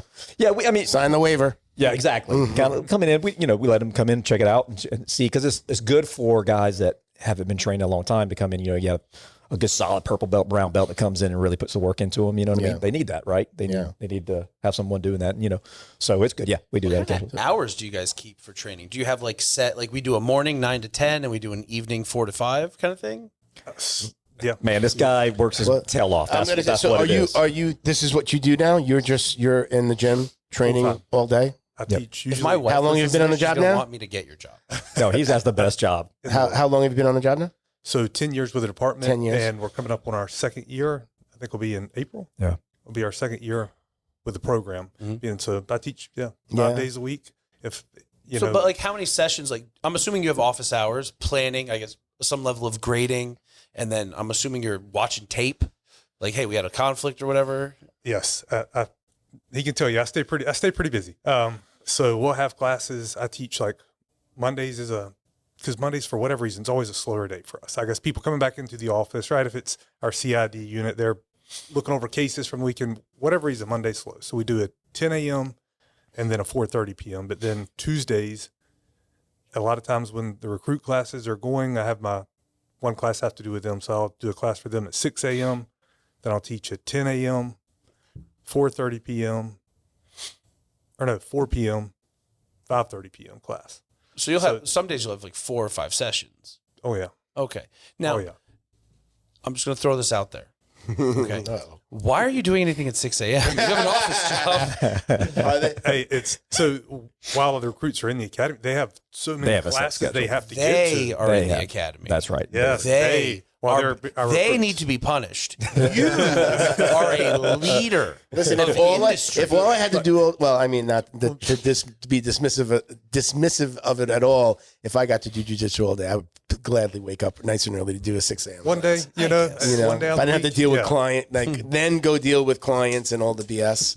I would. I'm sure there's a lot of BS. This is still paramilitary bureaucracy. I'll be honest with you. I haven't dealt with much at all. That's because no one knows what you know. You're the head of your thing. Yeah. I've been fortunate. Like almost anything I've asked for, like, hey, I think this would help, and I think it's with our command staff. It's just, all right, tell us what you need, and we'll figure out how to make this happen. Right? Yeah. It's been, amazing. Like we started out, we had roll-out wrestling mats. Right when the program first started, and I was like, it'd be cool to have like nice Fuji mats in here. Of course, it's safer. You have a dedicated room now? Oh, yeah. Awesome. We have our own training space, yeah. And it was like, send it in. It's like, kind of walk me through the process. It's like, done. How big is your training room? Do you remember the dimensions on it? I think the mat area was like 30 by 40. Yeah, that's very respectable. That's like almost 1,500 square feet. Yeah, we've got a big respectable training area. That's awesome. Oh, yeah. We've got a big training area. Yeah. I gotta believe that when we've been doing this 6 years. I've been probably talking about jiu-jitsu for law enforcement for during that entire time. I've got to believe, at least in the beginning, I know that a lot of times it was about money. Okay, when are they going to train? Do we pay them on the job? Do we pay them to train in their own facility? Like, go find a facility. What happens if somebody gets hurt during this training on the job? Or when they're in the gym now, we lose that officer. He's out, blows out a knee. I would guess that now, when looking back on that, just going to the use of force cases, the amount of times that the county gets sued is so one case pays a tenth of what you would pay out, you know, would cover the expenses for the year to keep you guys in everything that you need. So I know that was a barrier to entry in the beginning. It's just like, it's about the money. It's about the money. What if a cop gets hurt? Now we've got to replace that cop. What are we doing? Now people are getting overtime, and you know, the snowball effect is just like, no, we don't want to do this. You want to train, go train on your own. That's great. Go get your own training. But it felt like that was the barrier to entry in the beginning. I would guess that now there's enough data to be like, wrong. Oh, absolutely. You were all wrong. No, Absolutely. we get sued less. Nobody's getting injured, or, you know, if the injuries aren't as bad. I mean, again, I haven't heard the stories. You guys would probably, you know, a cop didn't blow out his knee during training. He's not out forever. You know, he's not, you know, trying to go out on you know, whatever, 3 quarters, you know, and retire. I mean, that stuff is just not happening, right? Correct. It's not. And that was the thing. It's just educating the command staff, which was awesome. They listened to it. We put it in there. Says, listen, it's not, it sounds like, okay, we're fighting, so we're going to get hurt all the time. No, that's not the case, right? There's actually very low numbers of true big injuries in jiu-jitsu, right? I mean, it happens, of course. We've been lucky that, you know, nothing so far, really bad stuff. And so that has really helped. Knock on wood, right? Well, I just say that. And I just said it out totally loud. out loud. I did. But I can say it, you can't say it. I'm just saying that has really helped to, like you said, solidify. Yeah, what you said was true, right? You know, it helped us out because that was a concern at first. But honestly, I was surprised that wasn't a bigger concern. Yeah. It was like our department understood. Yeah, there'll be injuries, but that's a cost of doing business sometimes, right? Yeah. We know that you got to get in there. Listen, we've had a recruit program, a police academy for many, many years, and we have injuries all the time in the police academy. It's going to happen, right? These guys are going hard. They're doing that job. Usually the injury winds up happening when you're doing something so stupid, right? Or somebody else bumps into you, fall, they hit your knee, they hit your foot, they fall on your ankle. Like, it's always it's not the actual training. It's like this stupid thing that happens. That's exactly right. Literally, I've had guys like get their toe caught in like between the mats, like really stupid shit. Yeah. And that's what we just had to explain to the department was, yes, there will be injuries, but it's not going to be any more than what we're already seeing in like our academy. And you're still, programs. again, at the end of the day, you're saving, even if you had an officer that had to go, you know, that was injured and, you know, you're still paying them, whatever that looks like. The amount of money that we're saving in just, you know, in lawsuits absolutely is it has to go down. Absolutely. Sure. I mean, I know the number. I'm asking the question, but I already know. I mean, we've heard it from other departments saying like, yeah, our use of force cases go, they tank, and for sure. It's awesome, and then we're not getting sued. Now we're actually, I mean, are we actually saving money? I don't know if I'd go that far, but right, you know, right, yeah, you know. So no, I agree. I don't have the breakdown of all that numbers, but 100% of this is helped out tremendously. So the question everyone wants to know is, all this body cam footage that ends up on the internet, is that the police putting it out there, or is it public record? It's public record. Yeah. Really? Yeah, you have to do an open. You would have to put an open records request to get that information. Can you search by like highlight, suplex? Right? I wish we could. That would be. But is that like what is it called? Like a freedom of information request? Right. What's the abbreviation for that? Freedom of information. A FOIA request, right? Yeah, same exactly. Locally, right? That's yeah. what We do. And of course, we just call open record request, and anybody could do that. Now we will redact certain things, obviously, from that. We're not going to, depending on what it is, but yeah. I mean, okay. So, off color question: how many times are you guys being attacked by naked people? More than I would like to say. Okay. Because people, they make it sound in the movies like it happens all the time. Like you just go to a disturbance, there's just some naked dude who's drunk and they run at you. It definitely does happen. and it's once that happened to me. Yeah, me too. I think every officer has experience. It differently? Because I'm less likely to shoot a double leg. You know? Oh yeah, 100%. It makes you stop and think for a second. Right? It's like, this might be a taser situation, actually. Yeah. Yeah. Well, also too, when I trained officers, rookies, and I would say, you would hear the call, someone naked doing this, whatever it is in the call, and you're like, and that officer's like, ooh, trying to get there fast. Let's see what's going on. And I'm like, buddy, trust me. Take your time. You do not want to see this. 50-50, this is not going to be a good something to see. Are you guys, is anybody coming to you guys? Like you went to Mesa, Arizona, or you went to that department, you spoke to them. Are people coming to you now? Are you guys like, are you giving them that information as well? Like paying it forward? Yeah. And definitely I would say any department that listens to this and wants to reach out to us, man, we'll be more than glad to show you the policies and stuff that we put into place and the things we wrote on it. So you guys seem to again, we've been talking about this for a long time, and you guys seem like you've had a much smoother road than a lot of the departments where it's just like, no, they won't, they don't, we've got to do it on our own. And listen, the higher ups hear about something like, hey, you guys can't do that. Again, I mean, New York City being, I think, the worst case, the worst, I guess, their implementation of like, you can't do this, this, this, and this. And it's just like, okay, so you basically don't want me to do jiu-jitsu is what you're saying. Yeah. I mean, they've been the worst offenders, but yeah, I mean, I don't, you guys have had a much smoother road than most, it seems, which I'm happy about. I'm happy that that's happening because it wasn't like that even just 6 years ago. And it wasn't for us back in the day. I mean, like I said, they've never been against it as us training it, but it was like making it a full-time thing or whatever. Do we really got to do that? Because that's a lot, right? Like you said, what cost, the whole, people getting injured, all those thoughts come into play. It definitely once they decided, yep, we'll be behind this thing, I think it has been smooth, right? It's like, yep, let's make it work and let's get behind it and be the ones out there getting it and going with it. Both married? Yep. You're both married. I'm always interested because I didn't have the easiest time with my girlfriend who became my wife, who's now my ex-wife. I spent so much time doing jiu-jitsu, and especially in the beginning, 3 hours a day, 6 days a week, like as a white belt. You mean being a healthy American? Yeah, that's right. I was just like more jiu-jitsu. I was at home. I'm watching jiu-jitsu. How has jiu-jitsu affected that relationship? Now, at the time, I should say, after a few years of me doing jiu-jitsu, she found kickboxing. More of like the, hit the punching bag, not sparring, but like cardio kickboxing. Better than than the I love kickboxing style. Yeah. She was at a gym where, you could spar a little bit. You're hitting pads and things like that. But, it's mostly women and they're not getting in the ring, But she found that, got obsessed, and then she understood jiu-jitsu. Yeah. Tell me about that. You've been doing it a little bit longer. Were you married when you started jiu-jitsu, or you started jiu-jitsu in college? Yeah. Sorry, you said you were in college. He was a lady. So I mean, how did that? Like again, I was maybe more so than most, but I was consumed by jiu-jitsu. What was that like in your personal life?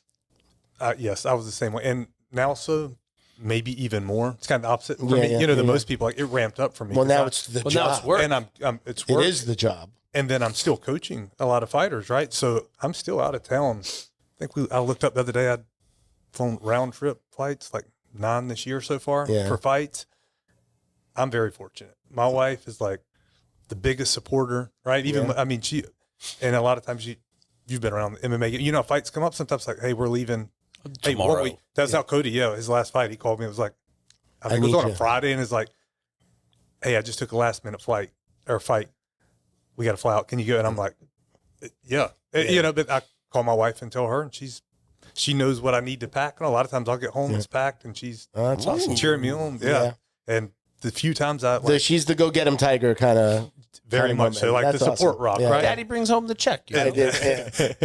I mean, she told me the other day, like when I remember this, like sometimes, you start complaining, like, got to get on another flight again, about to head back out. And she's like, remember, you're now living the life that you once dreamed of. Yep. You don't have to, you get to. Right. And I was like, man, that kind of hit home. I was like, it's nice having that, that support. And I think you need that if you have a home life, right?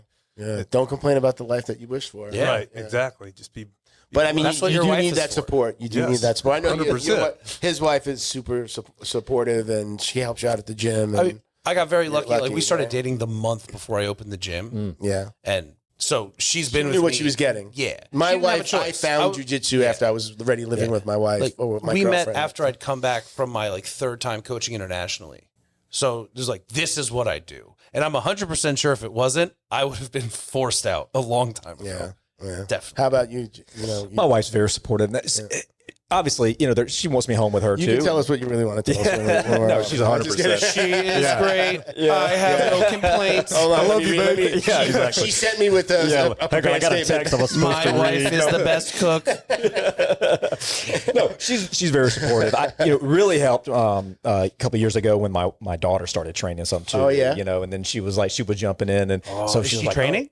She's not anymore. She turned 13, and it was kind of like, I'm kind of getting that age where it's 12 to 16. It's hard to that keep weird them in. time. Phone, boys, But girls. man, she was training, doing very well, and so my wife's there helping out with that, getting her there and doing things like that. So she really enjoyed it then. I think that really, and she saw that. But my wife has been very supportive because she knows she wants me to come home at night too, right? Yeah. So that training, she knows it's important for us. And so she was always supportive of that. It blows my mind. Like you get, like, I'd want you home. It's like, I would rather not get stabbed. That's right. Or by accident or something. Like, oh, you're so selfish. I wanted to watch Housewives. Yeah.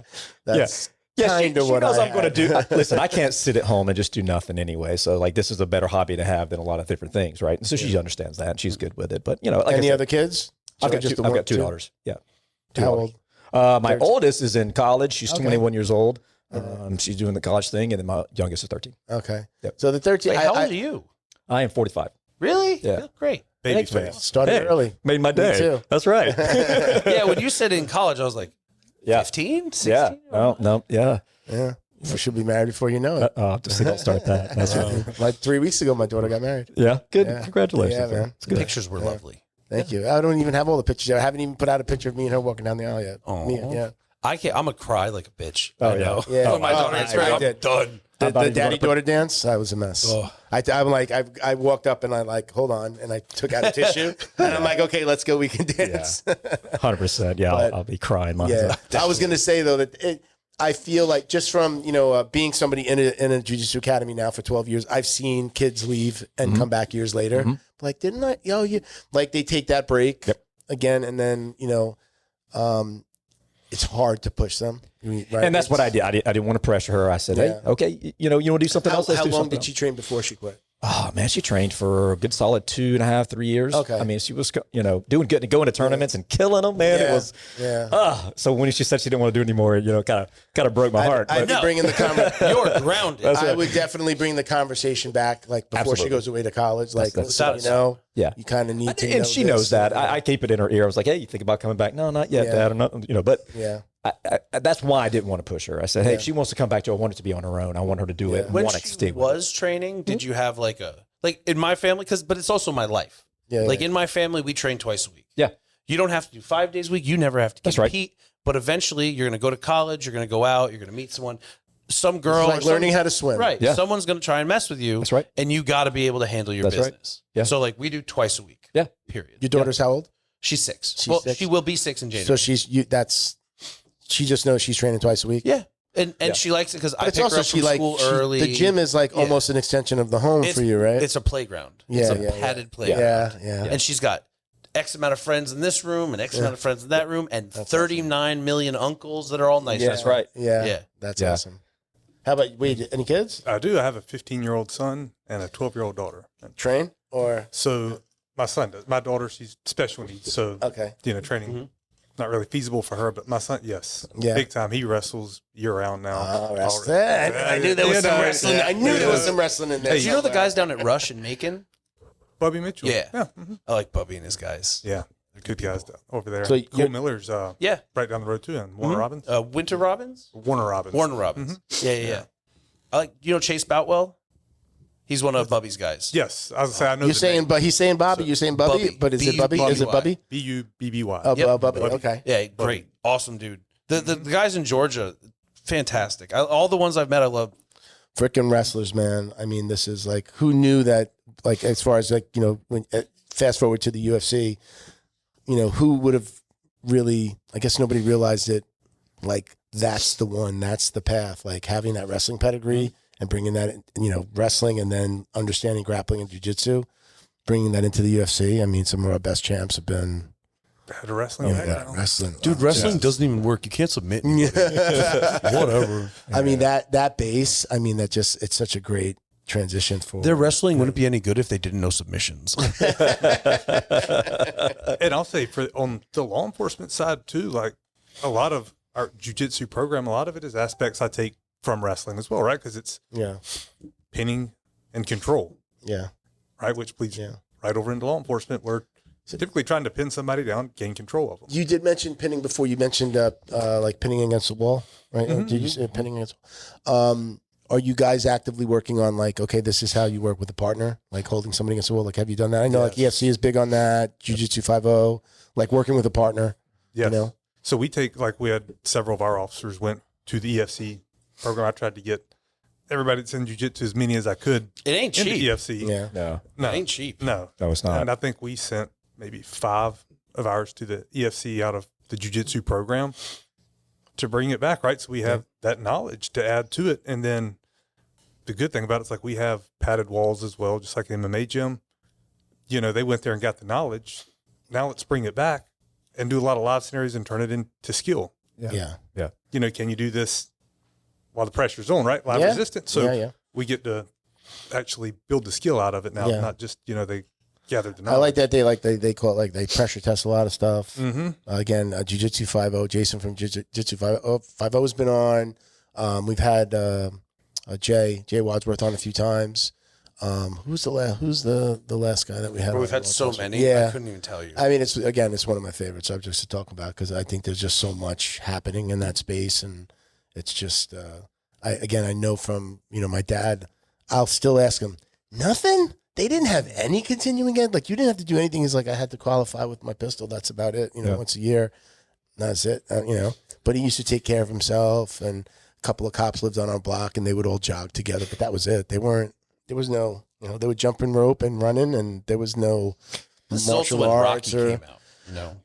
Well, I think there's also, again, pre-social media. He had the little freaking, the baton, and he had the blackjack. I used to be like, Dad, what is this thing? That thing is so cool. It was like, it's on his nightstand with his change and his keys, and I'm like, what is this? And he's like, that's for this.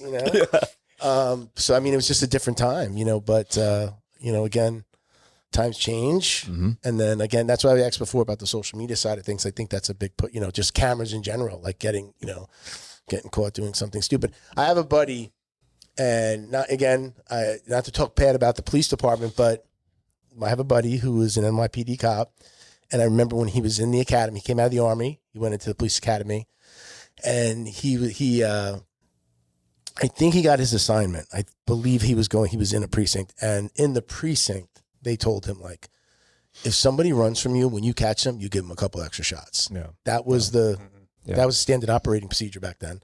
We're talking 30 years ago.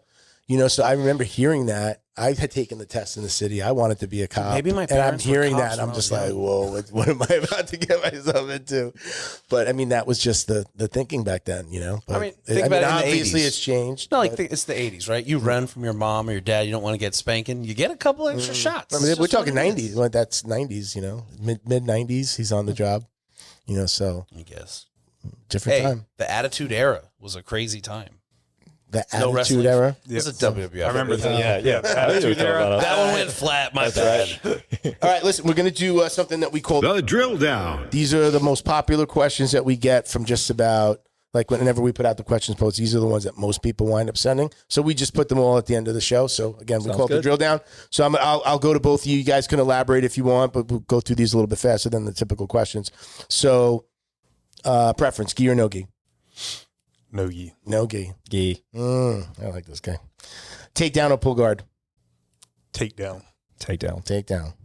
Okay. I hope you're not pulling guard out there. No. One day someone's going to say Imanari roll. Favorite submission? Darce or arm triangle? See, I was going to say arm triangle, but I'll go Kimura. Okay. For me.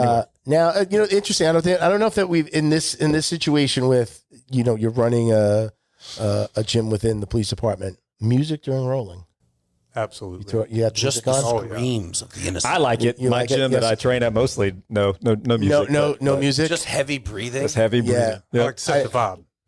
My gym, they lower it during instruction. It's on in the beginning during warm ups. Yeah. It gets lowered during instruction, but as soon as they're like, okay, 1, 2, 3, go ahead, practice the smooth, they turn it up. Yeah. And they turn it back, and then What it's on. kind of music do you play?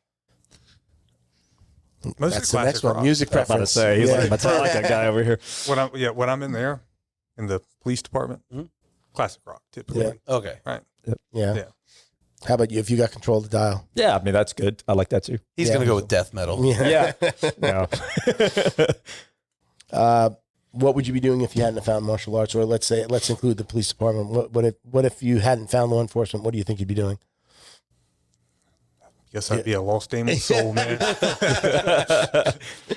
Oh, let's say if you were already a martial artist, so if you hadn't found martial, again, we're normally asking somebody probably like a gym owner or somebody that's a practitioner. But John, what would you be doing if you hadn't? Let's say the police. Well, what would you be doing if you hadn't found the police, the law enforcement, where you also found jiu-jitsu? Man, so I'd probably be, my dad did heat and air conditioning, right?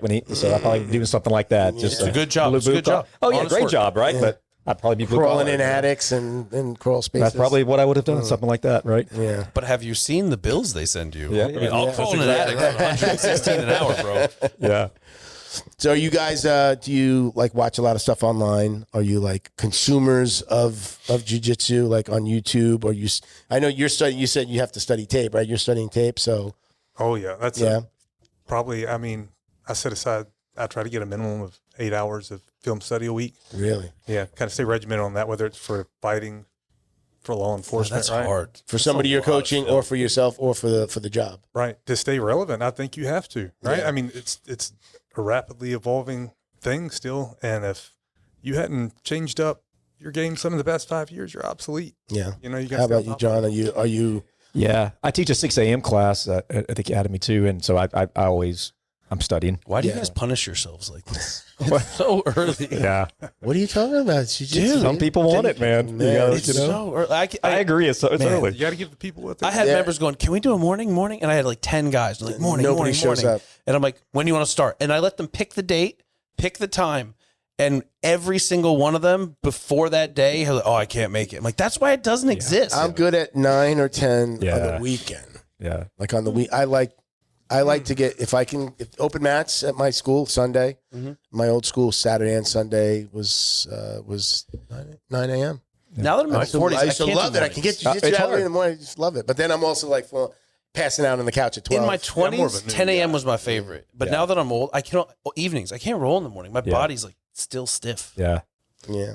That's funny you mention that. I do struggle with the 10 to get out and roll. I'm like, still. I can teach, but like the thought of being drenched sweaty at 10 a.m. I was like, not interested. Not appealing. Not appealing. So what is the ultimate goal? And I'm going to be specific. Usually I'll say what is the ultimate goal in martial arts, but what do you feel like? Let's change that question a little bit to, in the next 5 years, where do you want to see the department's program? I would like to see it where we have, a pipe dream. Again, now I'm starting to realize they do actually come true, right? Yeah, yeah. I mean, it'd be awesome if we had 50% of the department and they're realizing that, hey, this is something we need that's important for us, You could be for the saving people your that we life serve, or your, too. or your partner's life, or right? Can we increase in participation by 5% annually? I Out think of so. 700 something people, that's think like so. 8 people. Sure. You know, Absolutely. if you can hit those marks, you'll be 50% before yeah. you know it. Yeah. And I John, think with how- implementing, And it'll become culture, right? Yes. I'm assuming the guys in the room are younger guys, right? Not the old heads. no, and we've so- got some.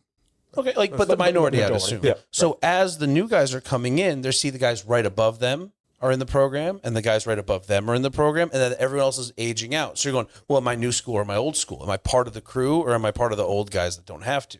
And that in itself is just going to peer pressure them in. Yeah. Like having a chief that does jujitsu at the top that's gonna be an amazing Yeah. day. Yeah. Yeah. Do you have any like the old timers or like maybe some of the higher ups that aren't on the road like come in and check out a class or roll? No? They do. I mean, not so much. Do they come in and do, hey, let me take a peek at what you guys got going on? Like, They're definitely behind it. And seeing that. Yeah, for yeah. sure. But you don't have any of those guys coming in?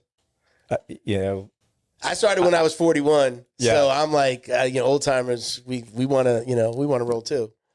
Yeah, we have some. I mean, with the older timers, as far as like rank and stuff like that, not as many. Yeah. I'm the only major that goes in there and trains. How long have you been on the job? 24 years. You said 10? Yep. 10, 24. 24. Outside of him, our highest ranking person that comes in is one of our lieutenants, the female. Yeah. Yep, she comes in. Yeah. But I'll say, she comes in, leads Does the it. charge for her troops That's right. to Hell push yeah. them. So Yeah. Okay, I'm just throwing this out there. Okay. IBJJF Atlanta team champion for police department. All you got to do is get everyone to go. You'll get That's all the true. points. 70 competitors, you'll win the points battle. Has just that, start signing. That's it. who does Just got to get them signed up. the police versus stoners thing? Who does that?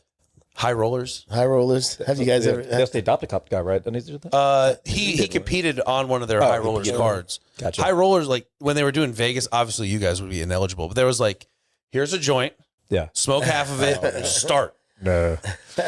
But they did do a cops versus stoners down here in South Florida, didn't they? Probably. 'Cause I think like Drew wound up like he replaced somebody like on the law enforcement side because he was ex-military. I've seen a lot of like fire versus police jiu-jitsu things or military police, military fire, or in all three, like in like.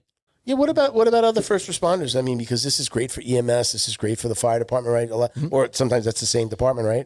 If they're coming to the department, they got to pay. No, but I'm saying like Sign a have they embraced it? Is there any crossover with like A little bit. So EMS, EMTs? So I have a friend that's a firefighter that trains for Gwinnett County Fire, and so they've got a little collective that they've got of just officers that get together. They go to certain gyms and they meet. So they're doing it too. I think who was talking about? Oh, geez, who did we interview that was talking about like for nurses? Like somebody mentioned like we're developing a program for nurses to be able to deal. You get people that come in freaking. I don't think I was in that conversation. Yeah, I forgot. I'll see if I can remember that. We'll talk about it next time. All right. So last question: who was the gi guy? Do you or do you not wash your jiu-jitsu belt? Definitely wash. Yeah. How frequently? Good. Because you're supposed to. If not every class after you roll, at least the next one. Like if I'm going to go to another one the next day. Your belt. The belt. No, I'm clear. Every time. Maybe not every time, but at least it's coming in that weekly. It's coming in at least. What belt are you at this point? Purple belt. Okay. Yeah. You think he's just trying to wear that belt out, Coach? That's right. And he's being like, Coach, look how worn this belt. Yeah. Right? Man. Belt washer or 100%. You wash it? Good for you. I thought you were going to say man. what belt. I keep Good man. I still train gi a couple times a week because I have to teach a gi class, but I keep I think four belts. I was a every session belt washer. I always had 2 belts. Came home, threw everything in the wash. Yep. I've said this. I've only at black belt did I stop. I spray it with either Lysol or I have something called Nutrizone Clean. They used to be a sponsor of the show. I love the stuff too. It's a spray. You can put it on your body. I put it on my face after training, but hang it at the house and I spray it. So only because I don't want the black belt to this. I want to have this one for a longer time. That's the main reason. But I did get a new one from Flow and Roll, and it's still, I've washed it a few times, but it's still got like the kinks in it, which is kind of good that it's staying hard. So I've washed it a few more times just to soften it up. Yeah. But otherwise, you got to wash your freaking belt. No, it's funky if you don't, man. All right, listen, guys, we're gonna do a couple of quick shout outs here, just to some of our sponsors, but I appreciate you guys coming in. Let me give you a second. Do you want to, any shout outs, anybody you want to say hello to? I'll give you a couple minutes if you guys want to, thank anybody. I want to thank my wife for being absolutely being supportive, right? Hey, this is that time. 100%. Yeah, no, definitely family and friends that are supportive. The police department for sure, man. Thank you for everybody at the Gwinnett County PD for just being supportive of this program and pushing it out there. That's great. I train at Ironborn Jiu Jitsu. Okay. Alex Daltro is my professor. Shout out to those guys and everybody there that trains with me. Man, they push us every day. So it's a great place to be. Wade? Yeah, I would say the small local businesses that have donated to us, right, to try to see us. You mentioned a bunch of them earlier in the episode. Barber Orthopedics, Tribe Mechanical, Ageless Physique, that all got together, made rash guards just to show support, which means a lot. They donated that stuff to you guys. Mm-hmm. That's cool. Yep, that's awesome. Yeah, man. I'm listen. I have a really good relationship with Flow and Roll. If you ever guys need anything, hey, Milton told us to call. What could you do for us? He's really cool.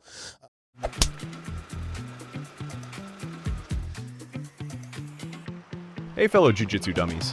Think about this. How well do you know the people who are training your kids? Does your academy run background checks on all staff members, not just the owner? That's why there's Academy Safe. We mandate those checks, plus crucial U.S. Center for Safe Sport certification and concussion training. But we require even more. Our accredited gyms must also have defibrillators on premises, CPR, first aid, and AED certification, security cameras, verification of coach lineage and ranks, and business insurance. Don't guess. No. Demand safety for your family.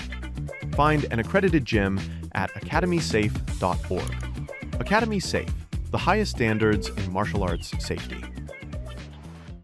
Special thank you to the crew over at Flow and Roll for all their support.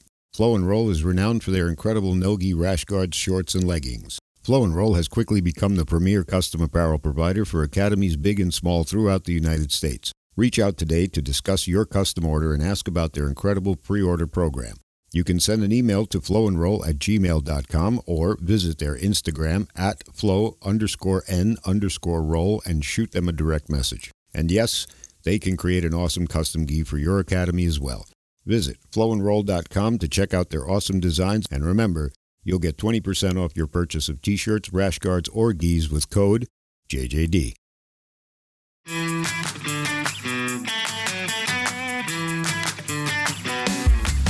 Is your business getting lost online? Black Belt Digital Marketing is a full-service digital marketing agency that helps you get found, get leads, and grow. We specialize in local and website SEO, so your business stands out when customers search. Our website SEO makes sure your site loads fast, ranks high, and stays ahead of AI-driven search, so customers find you first. More visibility, more clicks. More customers right when they're ready to buy. Grow your business online with Black Belt Digital Marketing. Visit bbdigitalmarketing.com or call 9542-204932 today. Shout out to Leo Optics. We got to do this. There you go. Now, shout out to Leo Optics, the go-to brand for sunglasses and apparel featuring these unique bamboo sunglasses. And I got a surprise for you guys. Those are sweet. Now, I don't know the two that are in here. He's got there's a whole bunch of different styles. I don't know. They're in there. I haven't opened them. So I'm going to put these here. Awesome. You guys can decide which ones you guys like better. But those are a pair of layout police sunglasses. are only allowed to wear aviators. Yeah. They do have this You're this the boss. little You got to. Oh, yeah. they have this little Nice. It's going to have the red one. Hey, It's okay. The You can goal still is to wear get there, them. my friend. Yeah, right. I mean, Wade gets two But of them. for right. listeners, Bingo. if you do buy a brand new pair, you can request your color belt. cool. They'll Very give you the cool. stripe. So you can check these guys out at leooptics.com. Use code JJD for 10% off your order. They are also supporters of Academy Safe. These are the last two sets of glasses that he gave me in the last shipment that he gave me. He gives me a bunch to give out to people on the show. I only give them out to people I like. Again, leooptics.com. Use code JJD for 10% off. That's it. Our shout outs are short here at the end of the episode. Thank you guys for coming down. Again, I know you made a trip down here. I appreciate it. If you know anybody around that, would be a great interview, you mentioned like Mesa, the crew from Mesa. If you've got a contact out there, sure hey, just hit me with the message on IG, share their Instagram, put us in a message together, anything like that. Same, if you want to come back down and grab Mike, I know we had talked about Mike might come down with you. You want to come back and do it again, just let me know. We're booking a couple of months out in advance, so you got to let me know in advance, and we pick a day and what have you. And even one of your fighters, if you want to bring a fighter on, and we'll talk a little bit about jiu-jitsu. Again, you guys are open invite.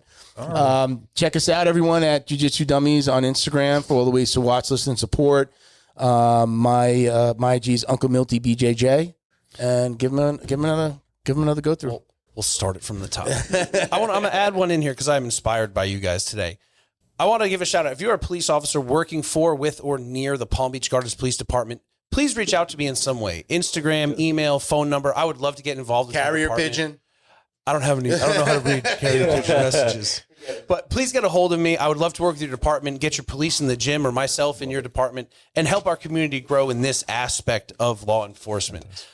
Please reach out to me. If you're not familiar with our facility, we are American Top Team Palm Beach Gardens. We are the premier mixed martial arts facility in North Palm Beach. The best. The absolute best. So reach out. We'd love to help. We'd love to be involved. Other than that, online, I am MMA Coach Ben on Instagram. I post instructional videos, tons of clips from these shows. Great and all stuff. Great sorts follow. of- If you guys don't follow him, he's a great follow. There's all sorts of combat sports on there. I'm a professional cut man, a coach, commentator. On top of this, it's all over the place. Check out MMA Coach Ben on Instagram. And last but not least, Fight Tape. The absolute best in athletic tape, gauze, anything combat oriented. If you are looking for your own look, your own stickers, your own printing, we can white label for you. Just hit us up, fighttape.us on Instagram. Hit the shop, message me. We'll get you whatever you need. And I tees think, on there too. You get the Hammer Jiu-Jitsu tees on there still, right? yeah, Some of them, right? And all fight. of that old school hardcore Hammer Jiu-Jitsu stuff still available. Jump on, check it out, and enjoy All right. Jiu-Jitsu. That's it, guys. Anything to add? No, thanks We're for good? having us. We appreciate you. Thank you for watching and listening, everybody. Peace, love, Jiu-Jitsu. Oh,